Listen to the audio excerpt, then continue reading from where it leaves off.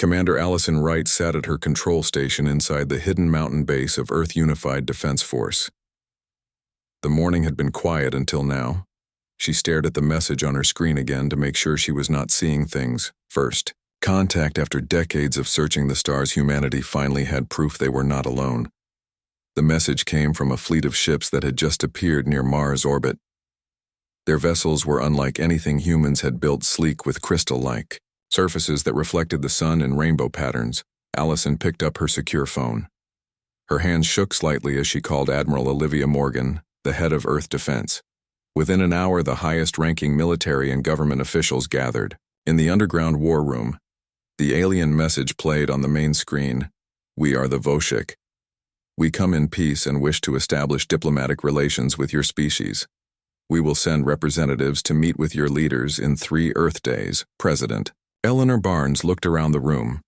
Her face showed both excitement and worry. "We must prepare a welcome for them. This is a historic moment for humanity." Allison stood up. She had been analyzing the transmission patterns.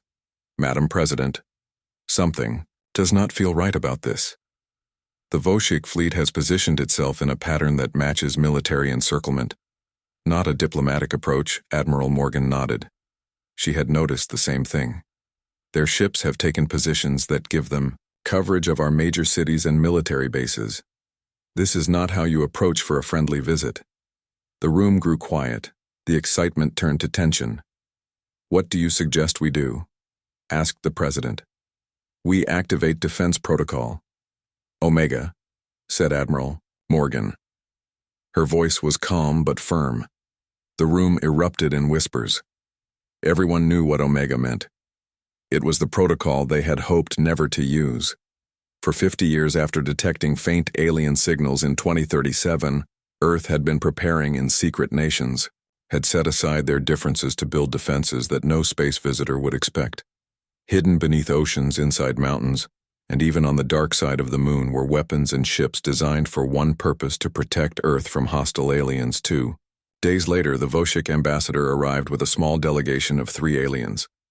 They were tall beings with skin that looked like polished stone.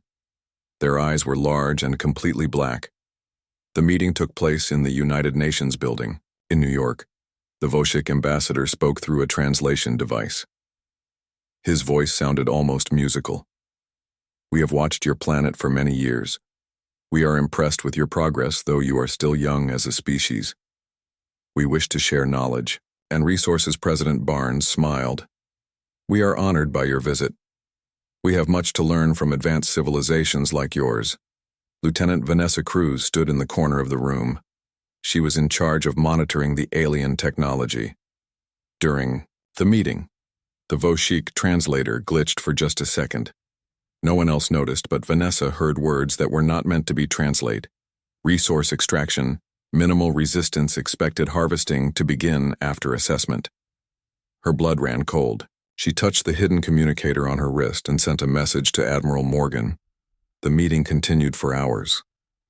The Voshik made many promises about sharing technology and helping humanity advance. The President and most officials seemed impressed. Only a few noticed how the aliens never answered direct questions about their society or how many other species they had contacted. That night, Admiral Morgan called an emergency meeting with only her most trusted commanders.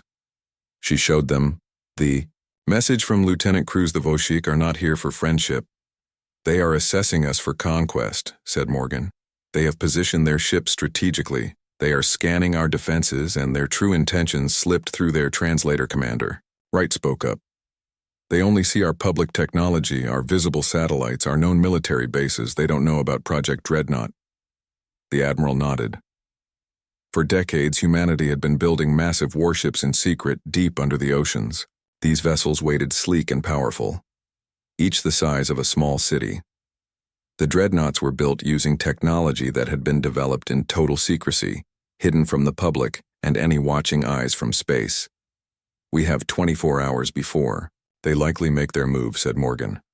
"The Voshik will expect us to be defenseless. Their scans show what we want them to see: outdated weapons and limited space capabilities. Send the silent signal. Prepare all Dreadnoughts for emergence across." The planet-hidden commands went out. Navy bases received coded messages, submarine captains opened sealed orders. Scientists at secret facilities powered up systems that had never been used outside of testing, in the Pacific Ocean, 50 miles from Hawaii.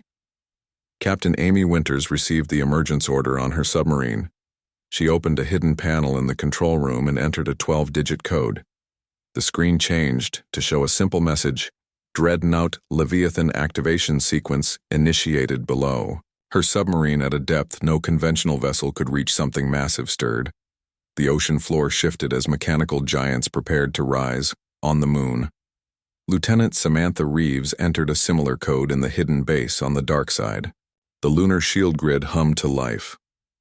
A technology no alien scan had detected, because it remained completely powered down until needed at the United Nations. The Voshik ambassador met again with world leaders. His smile seemed less friendly now. "Have completed our initial assessment of your planet," he said. "Your civilization has much to offer. We will begin a more thorough examination tomorrow. Our main fleet will arrive to assist."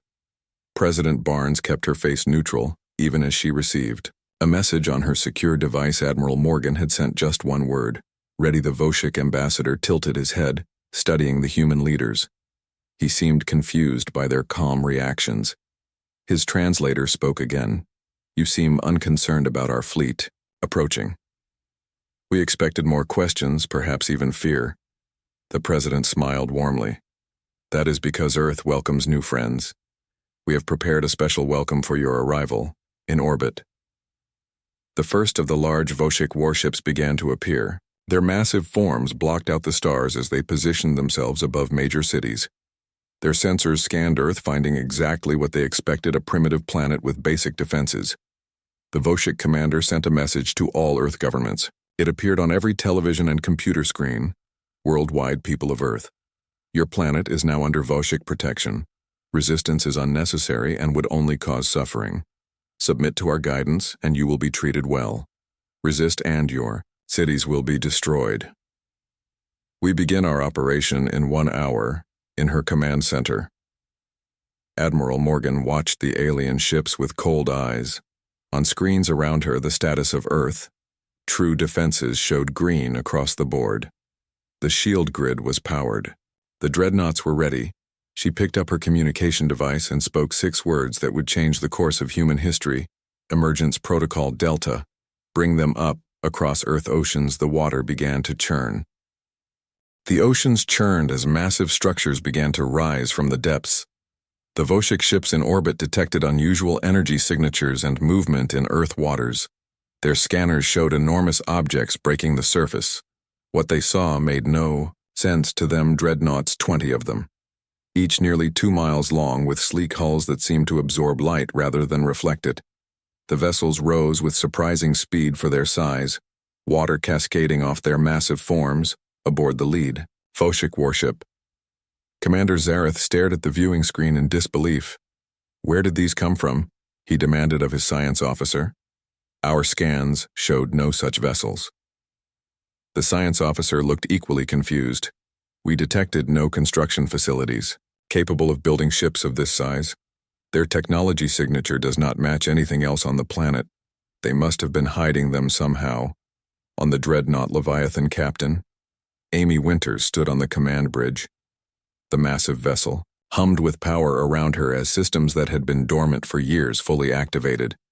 The crew worked with practiced efficiency, despite never having operated the ship in actual combat. Their training had all been in simulators. Status report. "Captain, Winters called weapon systems online, navigation online, shield systems online, quantum communications online, main engines at full power. The Leviathan is combat ready," came the replies from various stations. Winters nodded and opened a secure channel. To Admiral Morgan. "We are ready, Admiral. The Leviathan has emerged successfully along with the entire Pacific Fleet." Similar reports came in from around the world. Atlantic Fleet emerged and ready. Arctic Fleet. Operational. Indian Ocean Fleet at full power in orbit. The Voshik fleet commander sent urgent messages to his ships. They were reorganizing, moving into attack formations. Their initial shock was wearing off. Target their largest vessels. The commander ordered. All ships prepare to fire, Lieutenant. Samantha Reeves watched from Lunar Command as the Voshik ships positioned themselves. For years she had monitored alien communications, learning their tactical patterns. Now that knowledge would save millions of lives. They will target our population. Centers first to force a quick surrender, she reported to Admiral Morgan. Their weapons are charging. Admiral Morgan gave the order. Activate the shield grid. On the dark side of the moon, massive generators powered up a technology humans had been developing. In secret for decades, the shield grid, a network of satellites and ground-based emitters designed to create an energy barrier around the planet. As the Voshik vessels fired their first salvo streaks of blinding energy shot toward Earth cities. But, instead of destruction, the beams hit an invisible barrier. The shield flickered into visibility for a moment, a shimmering blue-green dome that covered the entire planet. The alien weapons dissipated harmlessly against it in the United Nations building. The Voshik ambassador received reports from his fleet. His composed demeanor vanished, replaced by shock and anger. He turned to President Barnes. This is impossible. Your species does not have this technology. You have deceived us. President Barnes stood, her expression firm. For 50 years we watched the stars. For 50 years we prepared. We knew someone would come eventually. We hoped for friends, but prepared for enemies. The Voshik attempted another attack this time, concentrating all their firepower on one section of the shield. The barrier held, though it flickered under the assault on. The Leviathan Captain Winters received new orders from Admiral Morgan. Commence counterattack. Target their command vessels. Winters turned to her weapons officer. Target the lead Voshik warship. Main rail cannons prepare to fire. The massive rail cannons on the Dreadnought Leviathan extended from hidden compartments. Each cannon was capable of accelerating a projectile to near light speed. A weapon of devastating power that had never been used outside of testing fire. The Leviathan shuddered slightly as the rail cannons discharged. 3 streaks of light, faster than the eye could follow, shot toward the Voshik command ship. The shield grid parted momentarily to allow the projectiles through, then sealed again. The impacts were devastating. The Voshik ship had no time to evade. The projectiles tore through its hull in an instant. The vessel broke apart, sections of it exploding in silent bursts of light, and debris across Earth. Similar scenes played out as the Dreadnought fleet engaged the alien vessels. The Voshik had superior numbers, but were caught completely by surprise. Their tactical advantage was lost in those first crucial minutes in orbit. The Voshik fleet commander watched in horror as a third of his ships were destroyed or disabled in the initial counterattack. He had never encountered such resistance. The humans were supposed to be primitive, easy to conquer, like the 17 other civilizations the hegemony had subjugated. He sent an emergency signal to the Voshik homeworld. Our intelligence was wrong.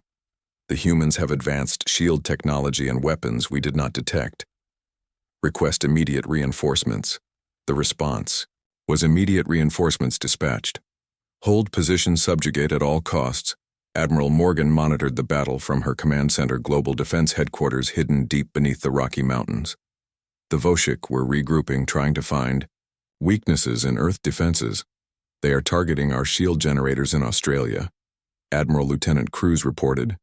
They must have detected the power signatures. Deploy Squadron Delta to protect the Australian generators, Morgan ordered, and activate our orbital platforms. In space, silent and invisible until now, hundreds of defense platforms powered up. They had been disguised as debris or small asteroids. Another layer of Earth defense the aliens had never detected. Chief Engineer Maya Patel had designed both the shield grid and the orbital platforms. She had spent her career creating technology that could protect Earth. Her designs emphasized stealth and power, 2 qualities that were now saving her planet. The orbital platforms fired precise energy beams at the Voshik ships. The aliens found themselves under attack from all directions. Captain Winters watched the battle unfold on her tactical display. The Voshik were fighting desperately now. Some of their ships were attempting to retreat. Others pressed their attack with renewed fury. Admiral, new Voshik vessels are appearing. Winters reported. They must have called for reinforcements. Morgan had anticipated this. The Voshik would not give up easily. Engage Phase 2. She ordered. Phase 2, was the deployment of Earth-fastest ships vessels designed not for raw power like the Dreadnoughts, but for speed and maneuverability. They launched from hidden bases on Earth, Moon and Mars interceptors that could match the Voshik ships in agility. Lieutenant Kelly Martinez commanded one such interceptor squadron. As her ships engaged the new Voshik arrivals, she coordinated their attacks with precision. Her squadron focused on the engines of the alien vessels, disabling rather than destroying when possible. The Uri Voshik clearly did not expect humans to show mercy. In space combat, they had always fought to the death.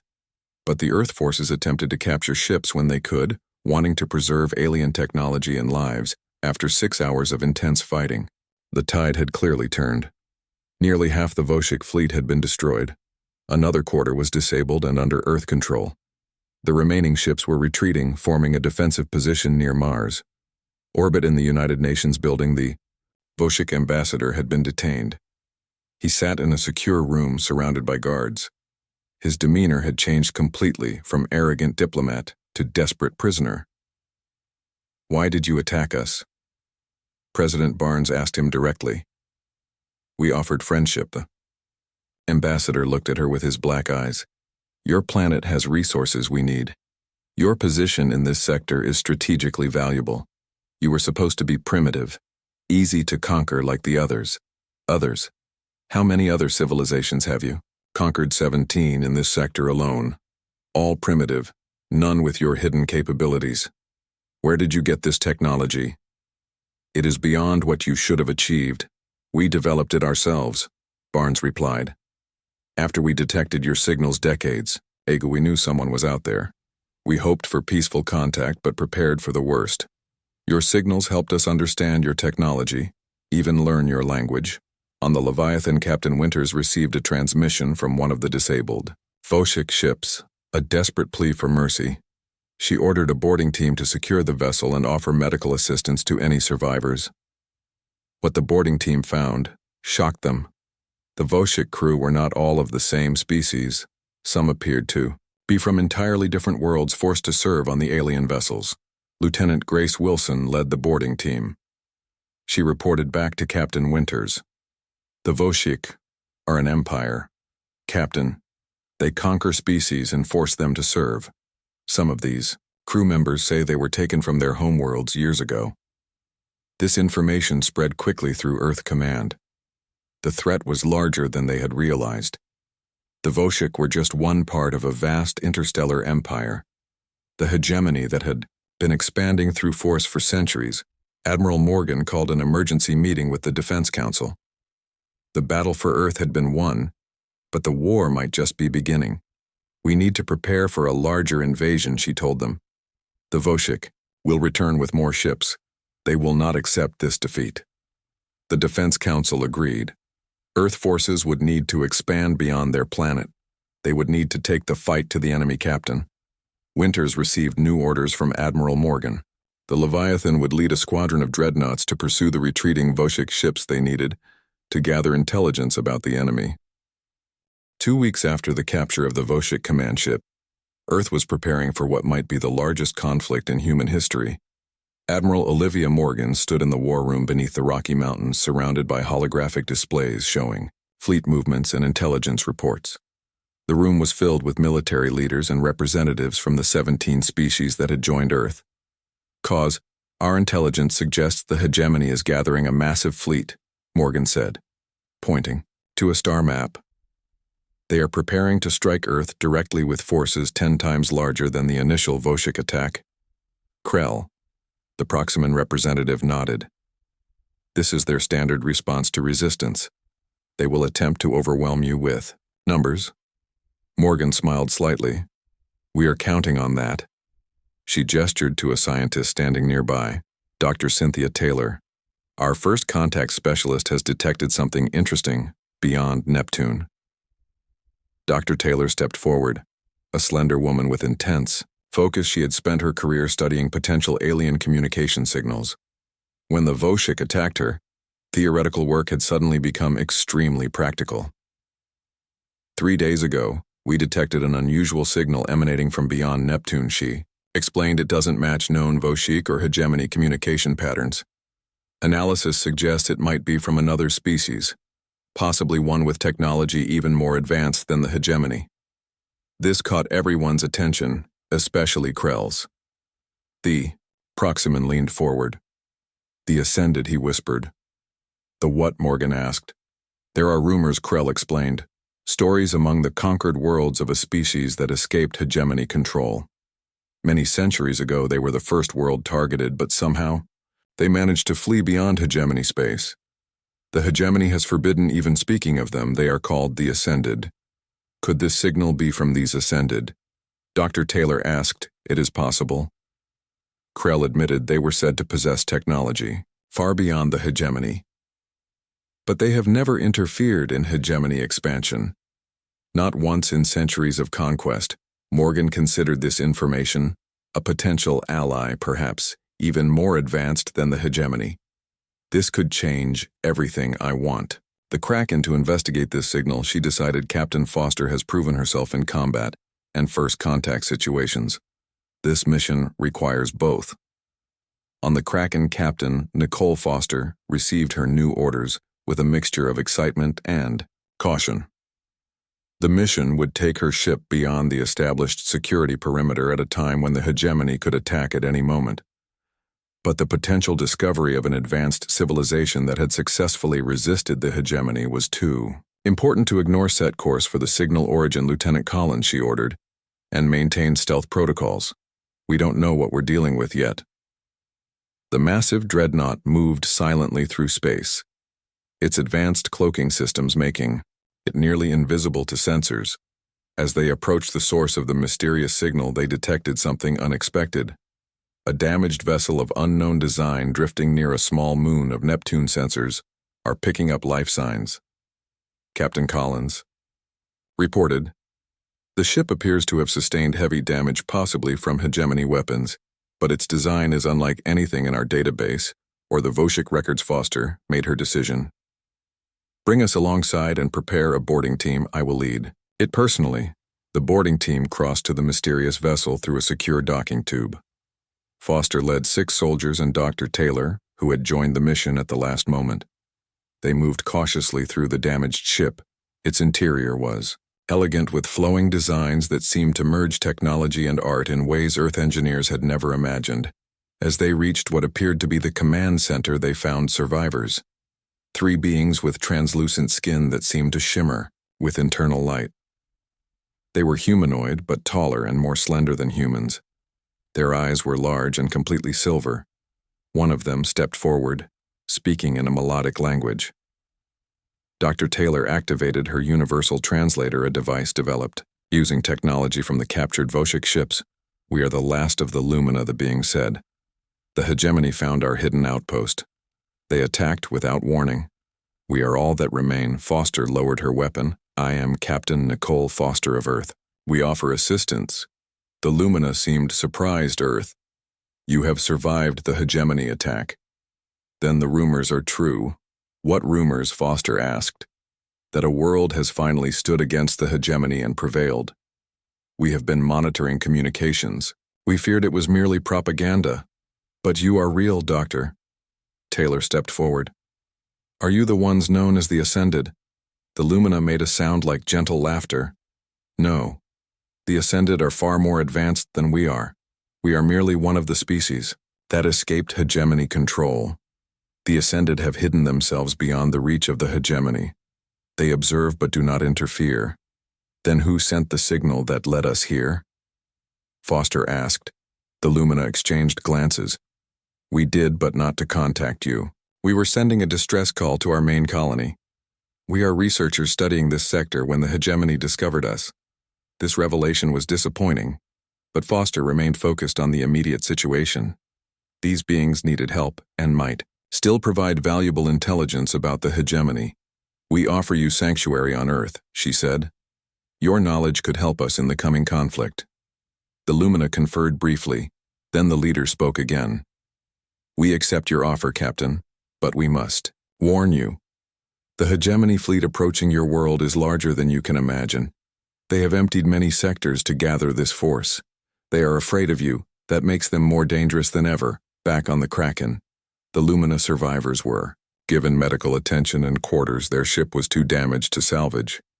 But Earth engineers began studying its technology immediately. The Lumina willingly shared their knowledge, explaining systems and concepts that would have taken humans decades to develop independently. As the Kraken returned to Earth, Foster reviewed the intelligence they had gathered. The Lumina confirmed what they already suspected. The hegemony was massive, but also brittle. Its control over conquered worlds was maintained through fear and overwhelming force. If that force could be defeated, rebellion would spread quickly. Earth defenses were formidable, but even with the Dreadnoughts and shield grid, they could not hope to defeat the entire hegemony. They needed a different strategy. In her quarters, Foster studied the Lumina data on hegemony fleet movements. A pattern began to emerge. The hegemony always attacked with overwhelming force, but their supply lines were vulnerable. And according to the Lumina data, their command structure was highly centralized. She contacted Admiral Morgan with her analysis. The hegemony is gathering their fleet at a staging area 2 light years from Earth. They will attack with everything they have. But if we can strike their command ships before they reach us, we might be able to disrupt their entire operation. Morgan considered the plan. It was risky, but potentially decisive. And we have the element of surprise. They still don't understand our quantum displacement technology. The next day, a council of war convened with representatives from Earth and all allied species. The plan was ambitious. Earth would send a small fleet of its most advanced dreadnoughts, including the Kraken, to strike at the hegemony command. Ships, the main Earth fleet, would remain in defensive positions around the planet. Meanwhile, agents from the conquered species would spread word of Earth resistance, encouraging rebellion throughout hegemony territory. As preparations for the mission began, engineer Maya Patel approached Admiral Morgan with information that changed everything. "Admiral, I need to speak with you privately," she said. When they were alone in Morgan's office, Patel revealed her secret. "The Mercury facilities are ready." Morgan stared at her. This was information only a handful of people on Earth possessed. Deep within Mercury, planet engineers had built automated factories using the planet's abundant resources. These factories had been producing autonomous defense platforms.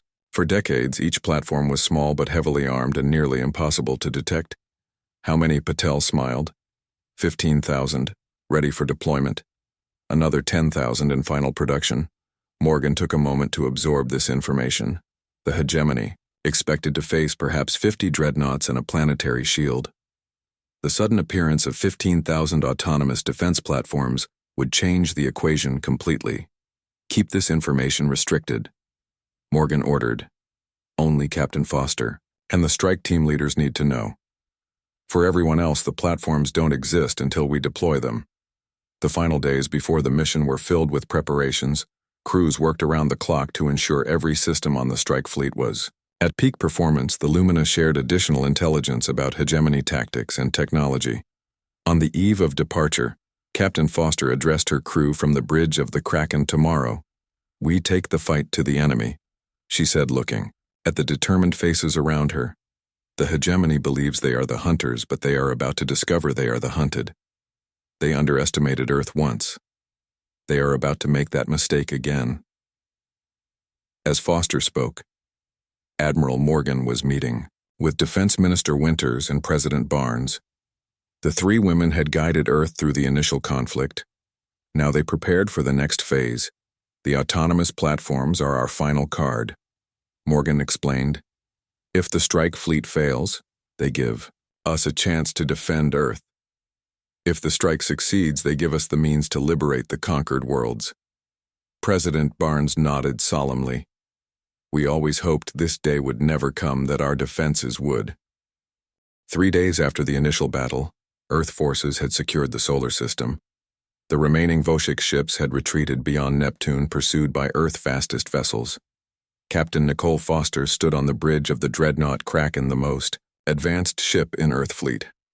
She watched the main view screen as her vessel led a squadron of 5 dreadnoughts through the debris field that had once been the Voshik Advanced Fleet Status Report. She asked her second-in-command, Lieutenant Stephanie. Collins looked up from her console. "All systems functioning at optimal levels." Captain, we are tracking the retreating Voshik vessels. They appear to be regrouping at a staging area near Pluto. Foster nodded. Keep weapons on standby and shields at maximum. We don't know what other surprises they might have. The Earth vessels moved with surprising speed for their size. The Kraken was nearly 3 miles long, a city in space with over 5,000 crew members. Its hull was made of a special material that absorbed scanner signals, making it nearly invisible to enemy detection until it was too close to avoid on the command deck. Intelligence Officer Diane Wu worked tirelessly to decode intercepted Voshik communications. Her expertise in alien languages had proven invaluable during the conflict, Captain. I think you should see this Wu called Foster over to her station. I have decoded some of their transmissions. They are communicating with what appears to be their central command. The messages contain information about Earth and other conquered worlds. Foster examined the translated text. Her expression darkened as she read. According to this information, the Voshik were merely the first wave. The hegemony their empire had subdued. 17. Other civilizations using the same tactics, diplomatic overtures followed by overwhelming force. Earth was just the latest target in their systematic campaign of conquest. But unlike those other worlds, Earth had been preparing since detecting faint alien signals in 2037. The global powers had united in secret pooling resources and setting aside ancient rivalries to build defenses against the threat from the stars. That preparation had saved them from the fate of the other world's lieutenant. Collins approached Foster with another report. Admiral Morgan has sent new orders, Captain. We are to proceed to the Voshik staging area and attempt to capture their command vessel. The Admiral believes it contains valuable intelligence about the hegemony fleet movements. Foster considered the order. It was risky. The Voshik would be expecting pursuit, but the potential intelligence gain was worth it. Set course for the Voshik staging area. Maximum speed, she ordered, and alert all ships in our squadron. The 5 Dreadnoughts accelerated toward the edge of the solar system, their massive engines glowing blue against the blackness of space. Inside, the Kraken engineer Olivia Chen monitored the quantum displacement drive, a technology the aliens believed impossible for primitive humans. The drive allowed Earth ships to travel vast distances in moments, disappearing from one location and reappearing in another. Chief Engineer Chen. This is the Captain. Foster called over the internal communication system. Prepare the quantum displacement drive for combat maneuvers. We will need to make a precise jump when we engage the enemy. Understood, Captain Chen replied. I am routing additional power to the drive now. We should be able to make 3 jumps before requiring a cooldown period. As the Earth squadron approached the Voshik staging area, they detected 20 enemy vessels in defensive formation around a larger command ship. The aliens had clearly prepared for pursuit, Captain. They have detected us, Collins reported. They are powering weapons and moving to intercept. Foster smiled. This was exactly what she had expected. Broadcast on all frequencies. She ordered. Lieutenant Wu opened a communication channel to the Voshik fleet. This is Captain Nicole Foster of the Earth Defense Force. You have committed acts of aggression against our planet. We offer you one chance to surrender. The response was immediate. A barrage of energy weapons. Fire from the Voshik vessels. The beams dissipated harmlessly. Against the Dreadnought shields, I thought as much. Foster said calmly. All ships execute maneuver. Theta, Chief Engineer, activate quantum displacement on my mark. The Earth vessels spread out, drawing the Voshik fire. As the alien fleet concentrated on the 4 supporting Dreadnoughts, Foster gave the command mark. The massive Kraken simply vanished from space. The Voshik sensors could not track it. Their weapons targeted empty space where the Earth vessel had been. A moment later, the Kraken reappeared, directly behind the enemy command ship. Weapons lock on their engines and communication array. Foster ordered, I want that ship disabled, not destroyed. The Kraken's main guns fired with precision. The Voshik command vessel shuddered as its engines went dark. Its communication array exploded in a shower of sparks. The massive ship began to drift, unable to maneuver or call for help. The other Voshik vessels turned to defend their command ship, but it was too late. The 4 supporting Dreadnoughts executed their own quantum jumps appearing at strategic points around the enemy fleet. The Voshik found themselves surrounded.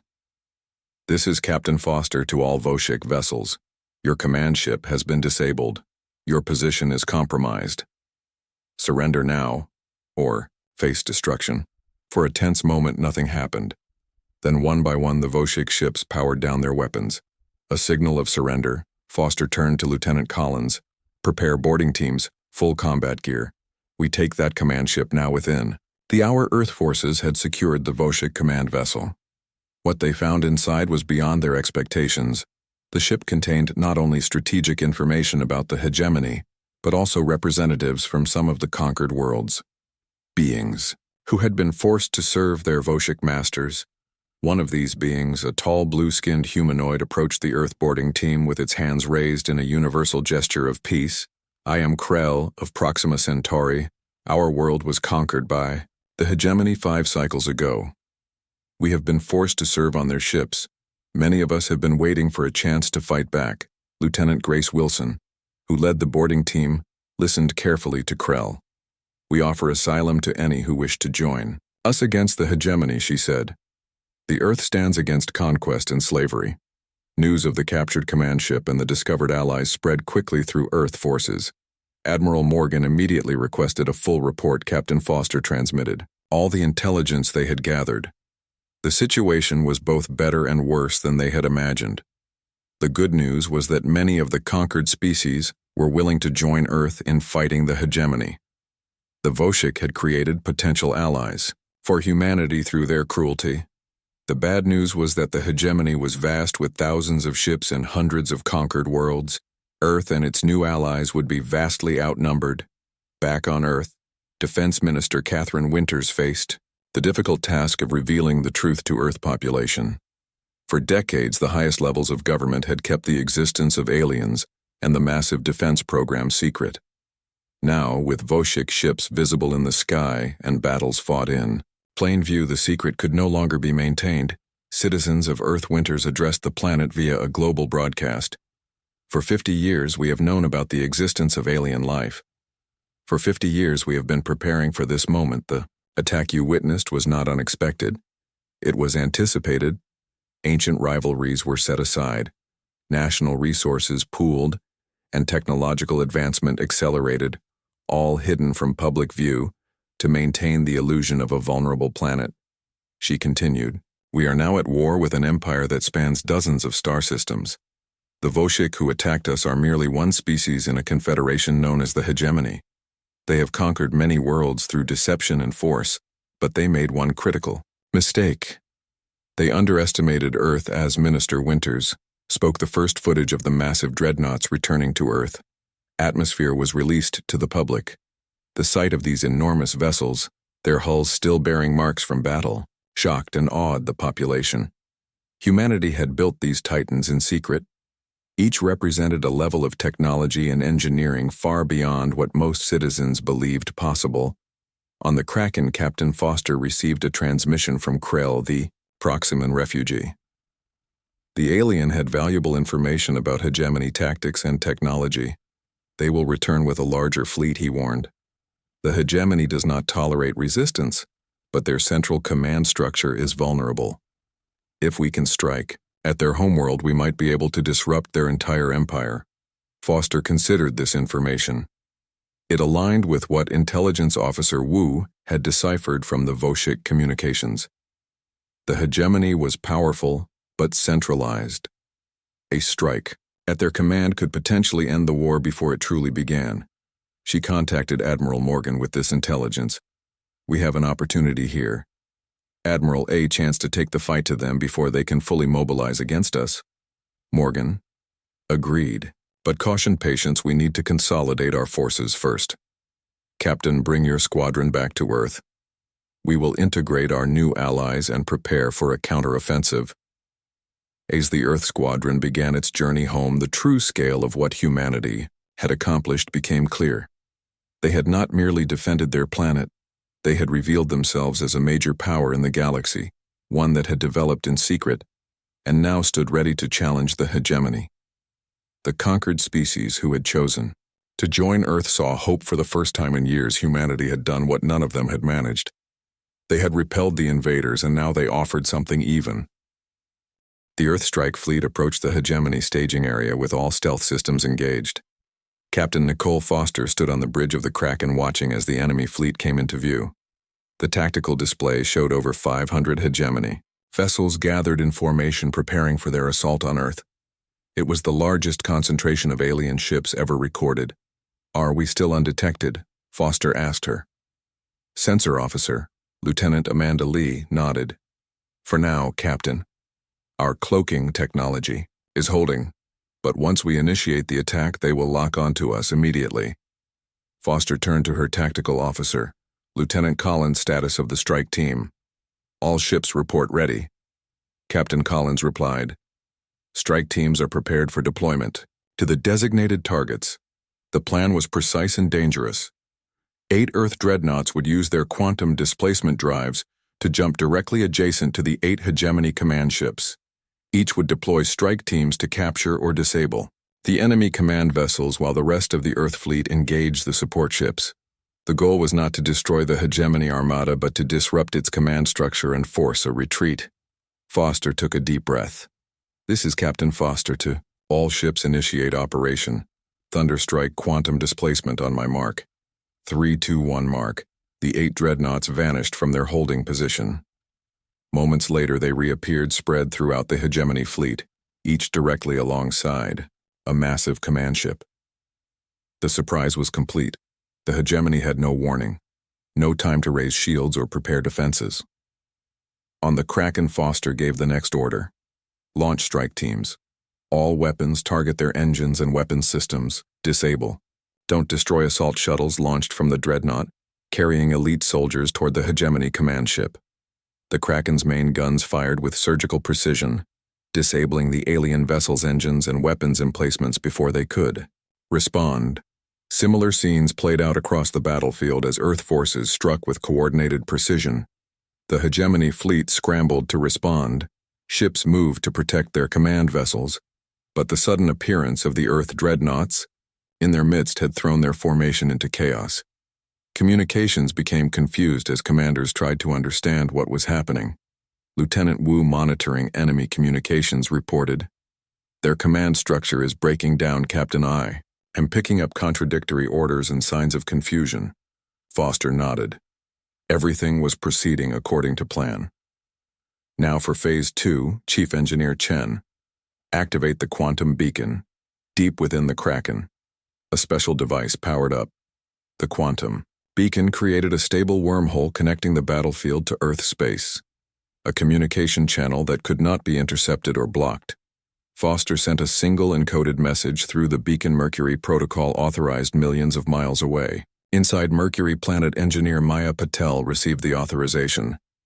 She entered a final command sequence into her control station and spoke 4 words. "Let there be light." The surface of Mercury split open as massive doors hidden for decades revealed the true scale of Earth's secret weapon factory.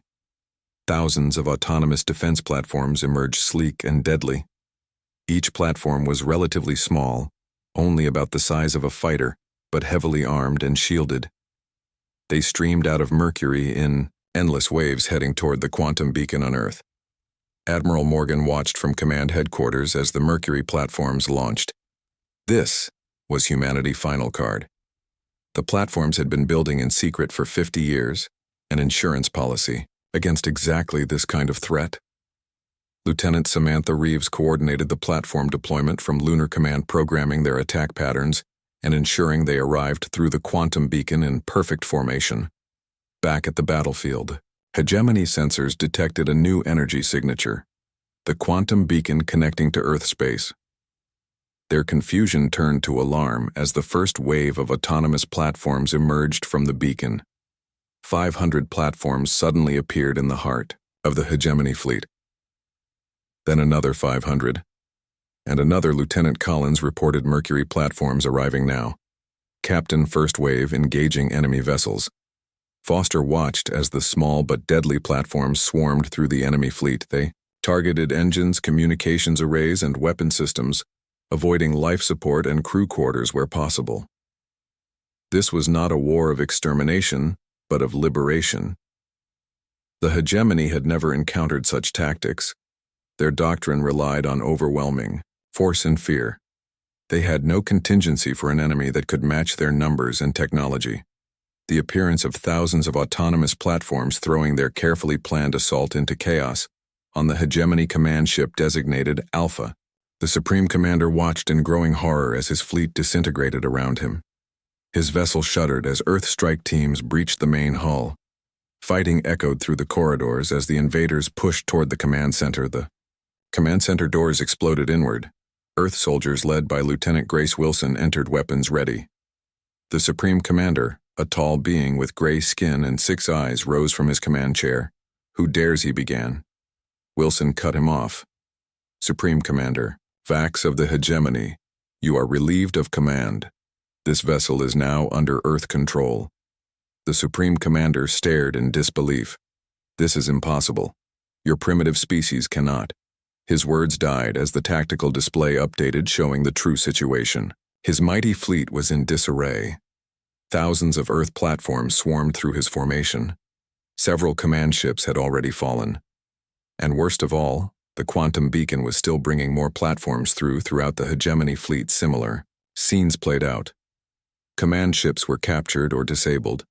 Communication broke down vessels from conquered worlds. Seeing their opportunity began to turn on their hegemony masters. The carefully constructed hierarchy of fear and control collapsed on. The Kraken Foster received reports from all strike teams. 5 command ships captured, 2 disabled. 1 still fighting but contained. The operation was succeeding beyond their expectations. Lieutenant Wu made another discovery. "Captain, I am detecting communications from ships in the hegemony fleet. They are from conquered worlds. Many are asking for terms of surrender. They want to join us." This was the moment Foster had hoped for. The hegemony maintained control through fear.